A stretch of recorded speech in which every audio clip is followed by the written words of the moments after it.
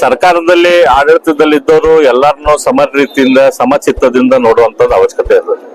ಎಲ್ಲಾರನ್ನೂ ಒಂದೇ ಭಾವದಿಂದ ನೋಡ್ಬೇಕು, ಎಲ್ಲರಿಗೂ ಒಂದೇ ರೀತಿಯ ಆಡಳಿತವನ್ನು ಕೊಡಬೇಕು. ಆದ್ರೆ ಇವತ್ತು ಸಿದ್ದರಾಮಯ್ಯನವರು, ಕಾಂಗ್ರೆಸ್ ಸರ್ಕಾರದವರು ಅವರ ಆಡಳಿತದ ಏಕಮೇವ ಉದ್ದೇಶ ಮುಸ್ಲಿಮರನ್ನು ಓಲೈಕೆ ಮಾಡುವುದು ಅಂತ ತಿಳ್ಕೊಂಡಂಗಾಯ್ತು. ಹಾಗಾಗಿ ಅವ್ರಿಗೆ ಸದ್ಬುದ್ಧಿಯನ್ನು ಕೊಡ್ಲಿ, ಅವ್ರಿಗೆ ಒಳ್ಳೆ ವಿಚಾರವನ್ನು ಕೊಡ್ಲಿ. ಅವ್ರಿಗೆ ವೋಟ್ ಮಾಡಿದವರು ಎಲ್ಲಾ ಸಮಾಜದವರು ಅದಾರ, ಕರ್ನಾಟಕ ರಾಜ್ಯದಲ್ಲಿ ಎಲ್ಲಾ ಸಮಾಜದವರು ಅದಾರ. ಅವ್ರೆಲ್ಲಾರನು ಕೂಡ ಒಂದೇ ರೀತಿಯಿಂದ ನೋಡ್ಲಿ ಅಂತ ಹೇಳಿ, ಅವ್ರಿಗೆ ಒಳ್ಳೆ ಬುದ್ಧಿಯನ್ನು ಕೊಡ್ಲಿ ಅಂತ ಹೇಳಿ ಇವತ್ತು ರುದ್ರ ಪಠಣ ಮಾಡಿದ್ವಿ, ಇಲ್ಲಿ ವಚನಗೋಷ್ಠಿಯನ್ನ ಮಾಡಿದ್ವಿ. ಅದರ ನಂತರ ಹೋಮವನ್ನು ಕೂಡ ಮಾಡಿದ್ವಿ.